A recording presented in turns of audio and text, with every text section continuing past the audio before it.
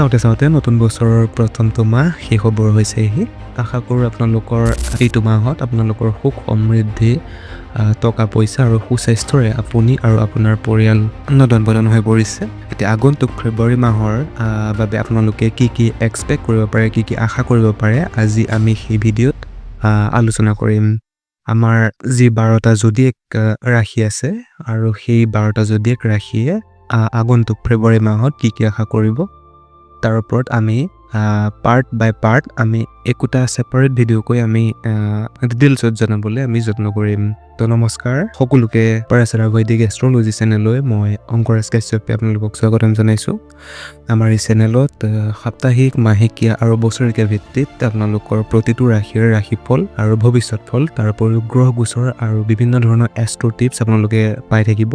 সেইবাবে চেনেলটো ছাবস্ক্ৰাইব কৰি ল'ব, বেল আইকনটো দবাই পেলাই, যাতে আপোনালোকে সকলো ধৰণৰ নটিফিকেশ্যন আপোনালোকে ফিউচাৰত পাই থাকিব পাৰে। যদি ভিডিঅ'টো ভাল লাগে আপোনালোকৰ ফ্ৰেণ্ড ফেমিলিৰ লগতো শ্বেয়াৰ কৰিব বুলি মই আশা কৰিলোঁ। এতিয়া কোনো দেৰি নকৰাকৈ আমাৰ জোডিয়েকৰ প্ৰথমটো ৰাশি মেঘ ৰাশি বা এৰিছ ৰাশিৰ জাতক জাতিকাসকলৰ আগন্তুক ফেব্ৰুৱাৰী মাহ আপোনালোকে কি এক্সপেক্ট কৰিব, কি আশা কৰিব পাৰে, তাৰ ওপৰত আমি আলোচনা কৰোঁ। মেঘ ৰাশিৰ জাতক জাতিকাসকল, আপোনালোকৰ ইনকম বঢ়োৱাৰ এইটো বিশেষ মাহ হ'ব। আপোনালোকৰ ফেব্ৰুৱাৰী মাহটো ইমোশ্যনেলি বেলেঞ্চ অলপ আপোনালোকে বৰ্তাই ৰাখিব লাগিব। খৰচ বেছি হ'ব আপোনালোকৰ সাধাৰণ যোনটো তুলনাতকৈ আপোনালোকৰ খৰচ এই মাহৰ প্ৰায় শেষৰ পৰা আপোনালোকে ধৰি ল'ব পাৰে খৰচ প্ৰায় বাঢ়িব। ব্যৱসায় বা অনলাইন বিজনেছ কৰা সকলৰ ব্যৱসায়ৰ নতুন আপোনালোকৰ সুযোগ মুকলি হ'ব, কিন্তু অলপ কষ্টৰ প্ৰয়োজন হ'ব। আপোনালোকৰ বহুত চেষ্টা হয়তো প্ৰথমতে কৰিব লগা হ'ব পাৰে। চাকৰিয়ালসকলৰ কৰ্ম আপোনালোকৰ তাৰমানে যোনসকল চিনিয়ৰ আছে, আপোনালোকৰ বছ লেভেলৰ যোনসকল ব্যক্তি আছে, তেওঁলোকৰ চকুত পৰিব আপোনালোকৰ কৰ্মসমূহ। তো যিহেতু আপোনালোকৰ মাৰ্চ এপ্ৰিলত যিহেতু এপ্ৰেজিল আহি থাকে বা প্ৰমোচনৰ আপোনালোকৰ কাম কাজবিলাক আৰম্ভ হয়, নতুন বাৰ্ষিক আৰম্ভ হয়, সেই হেতুকে আপোনালোকে এইটো সময়ত অলপ এটা কনচিষ্টেঞ্চি বৰ্তাই পেলাই আপোনালোকে নিয়াৰিকৈ কামসমূহ কৰিবলৈ চেষ্টা কৰক। আৰু আপোনালোকৰ যোনটো ৰেপুটেশ্যন আপোনালোকে ধৰিব পাৰিব যে আপোনালোকৰ অলপ কৰ্মক্ষেত্ৰত আপোনালোকৰ তাৰমানে দবদবাটো অলপ আগতকৈ বেছি বাঢ়িবলৈ পাইছে। মানে এনেকুৱা বস্তু আপোনালোকে দেখা পাব। ব্যৱসায়ীসকলে ব্যৱসায় সম্প্ৰসাৰণৰ ক্ষেত্ৰত তাৰমানে আপোনালোকে পুৰণি যোনসকল ক্লাইণ্টছ আছিল তেওঁলোকৰ লগত আপোনালোকে কণ্টেক্ট কৰিব পাৰে।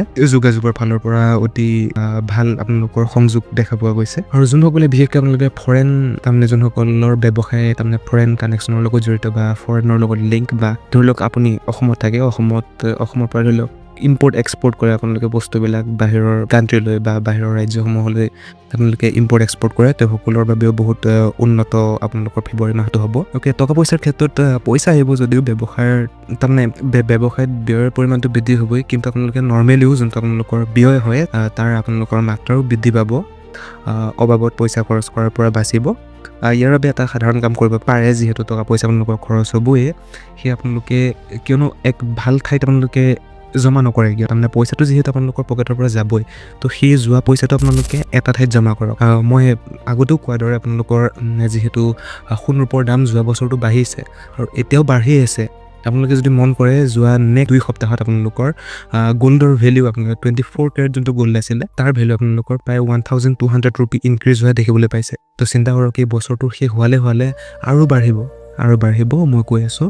সেইবাবে আপোনালোকে সোণ আৰু ৰূপত ইনভেষ্ট কৰক, যাতে এক ভাল ঠাইত পইচাটো ইনভেষ্ট আপোনালোকৰ সোমাই থাকে আৰু যাতে নেক্সট আপোনালোকে ভাল কামত ইউজ কৰিব পাৰে। আৰু তাৰ উপৰিও আপোনালোকে ফিজিকেলি গৈ পেলাই যদি সোণ ৰূপ কিনিবলৈ আপোনালোকৰ বিশেষ সময় নাই, আজিকালি অনলাইনতো বহুত সোণ ৰূপ কিনাৰ এনেকুৱা ৱেবছাইট বা এপ্লিকেশ্যন পোৱা যায়, এইবোৰ ইউজ কৰক। তো ৰাহুৰ তাৰমানে সঠিক ইউজ আপোনালোকে, যিহেতু ইলেক্ট্ৰনিক বস্তুসমূহ আপোনালোকে ৰাহুৱে বুজা হয়, সেই আপোনালোকে ৰাহুৰ সঠিক মাত্ৰাত আপোনালোকে ইউজ কৰক। 15 ফেব্ৰুৱাৰীৰ পৰা 28 ফেব্ৰুৱাৰীৰ ভিতৰত বোনাছ বা ইনক্ৰিমেণ্টৰ বা বেলেগক ধাৰ দি থোৱা পইচা পুনৰ আপোনাৰ হাতলৈ আহিব পাৰে আৰু তাৰ সম্ভাৱনাও দেখা যায়। সেই আপোনালোকে এনেকুৱা ধৰণৰ কণ্টেক্টে যদি আছে এনেকুৱা এইবিলাক আপোনালোকে অলপ লিংক মিলাব পাৰে। এনেকুৱা স্বাস্থ্যৰ ফালৰ পৰা ফেব্ৰুৱাৰী মাহটো ভালে কুশলে যাব বুলি ক'ব পাৰি। সৰু সুৰা 2-1 বেমাৰ যেনে পেটৰ অসুখ, গেছ, এচিডিটি, হজম হোৱাত সমস্যা, চকুৰ লগত ৰিলেটেড কিছুমান সৰু সুৰা অসুখ, জ্বৰ, কাহ, এনেকুৱা ধৰণৰ কিছুমান ৰোগ হ'ব পাৰে।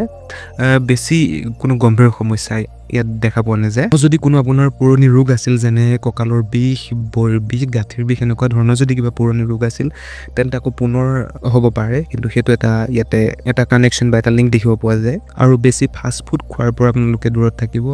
পানীৰ মাত্ৰাটো অলপ বঢ়াই চলাব।